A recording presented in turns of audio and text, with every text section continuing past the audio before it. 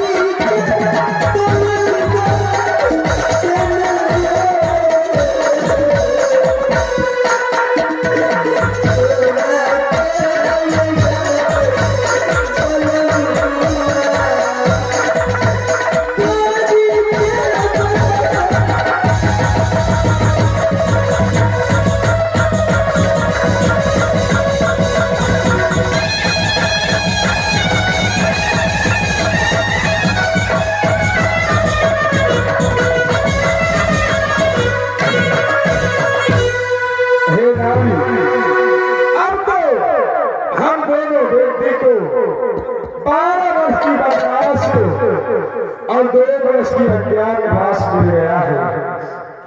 अज्ञातवास के मतलब यही होता है कि कहीं गांव बस्ती में छुपा करके रहूंगा, अगर पुष्कर के पता चल गया तो फिर 24 और 2 दूनी 4 28 वर्ष की बर्बाद हो जाएगा। हे नारी, ऐसा करो, क्योंकि तू कभी अपने घर से बाहर नहीं निकली हो, जंगल में कैसे सहन कर पाओगी? हम जब तक करेंगे जंगल में वास, तब तक तू करना अपनी नेहर की आस। हे नारी, 14 बरस हमें जंगल में बिताना है, तब तक इंसान और इंसाना को लेकर के तू अपना नेहर घर देश के लिए चले जाओ। नारी अपनी की राजी आता मर्दान की अदाल के मालकिनी जी हमें नाथ आके दारू पत्नी जी ताता से अलग क्या करे जी नाथ। हे नारी, मैं तुम्हें अलग नहीं कर रहा हूँ, हम भी जानते हैं नारी आधा के मालकिनी होती है, लेकिन धर्म और कर्म में साथ देती है। लेकिन तू कभी घरों से बाहर नहीं निकली हो। कोमलता होता है औरत, वह जंगल में कहीं खाना मिलेगा, कभी 10 रोज पानी तक नहीं मिलेगा, तो वहां पर कैसे रह पाओगी? इसलिए मैं कह रहा हूँ कि तू बिना देश के लिए चले जाओ, अपनी माता पिता के पास रहना, तब तक हम 14 वर्ष की बाद बनवास से वापस आ जाऊंगा। नारी, भगवान कि हमरो धर्म जी ये कुछ स्वामी नाथ के सेवा कराओ हे नाथ आगे दासी बन गए हमेशा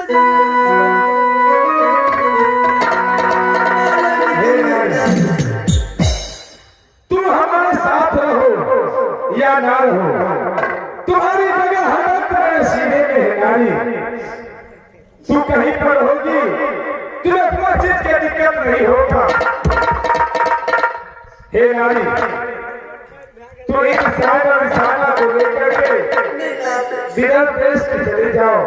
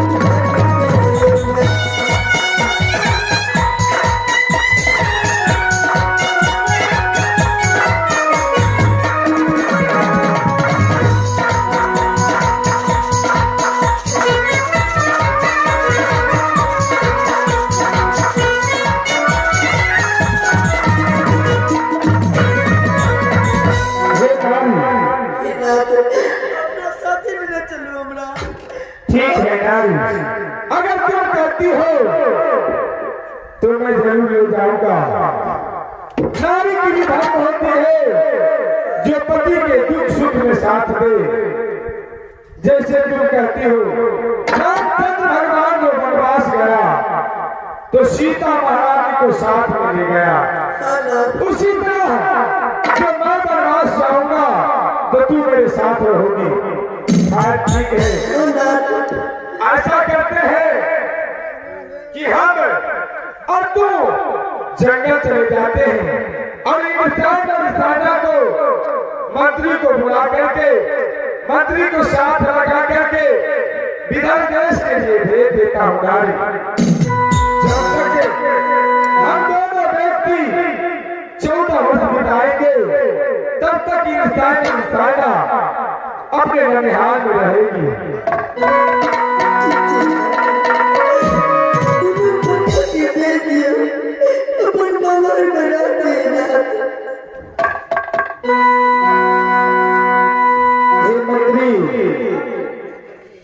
एक काम कर दो बलुए, अब तो मैं तुमको कहने योग्य नहीं हूँ, लेकिन जाते जाते इंसाना को मेरी नजर के सामने से दूर करके विधान देश में निकले जा बलुए।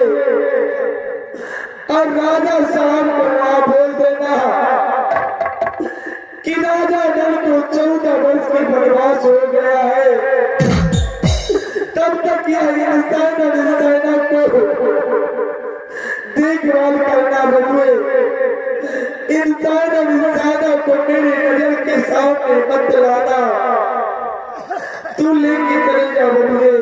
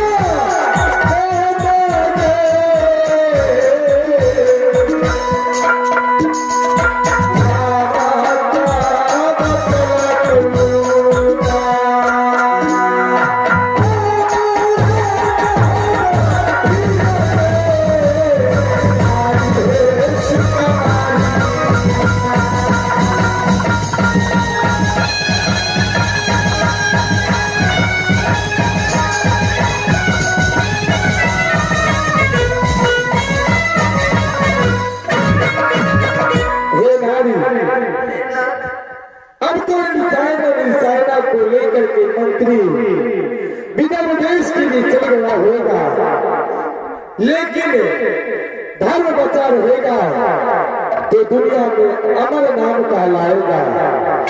ऐसे जो होना था वह हुआ। नारी एक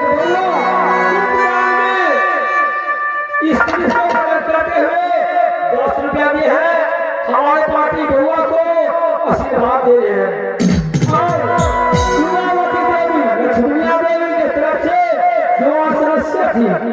उनके तरफ से 10 रुपया मिला है। होने के वास्ते हमारे पास हावी का अभिनंदन करें।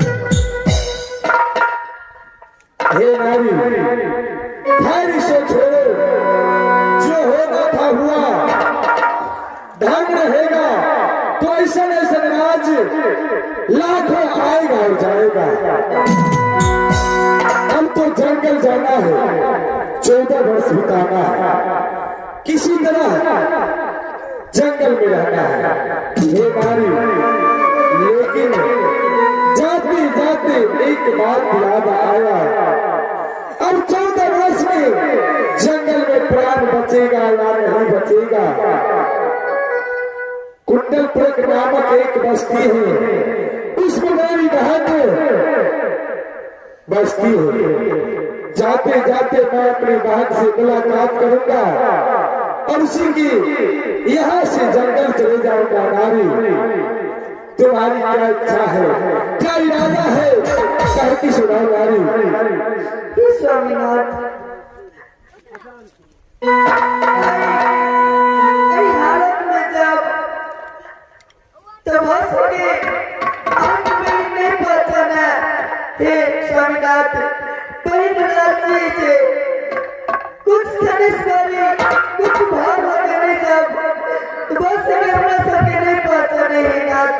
अरे नारी, ये सब कहने की बात होती है, बहन बहन होती है और भाई भाई होता है। भाई किसी रूप में बहन के दरवाजे पर पहुंच जाए तो बहन उठा करके सीने से लगाता है। हे नारी, तू बात की चिंता मत करो, चलो बहन से मुलाकात करेंगे और पुनः जंगल की चले जाएंगे। चलो 14 वर्ष जंगल में रहो, वैसे ही जिंदा रहो, मैं रहो, ननद से जरूर मुलाकात करके जाओगे ना। ठीक है नारी, चलो अब विलंब मत करो। मेरे इस निषद देश में मेरा प्राण अब लग रहा है जैसे घुट रहा है। अब एक पल नहीं इस दरबार में रहेंगे, अब विलंब चलो नारी। जल्दी ठीक स्वामीनाथ। आ चलो दूर से चलिए।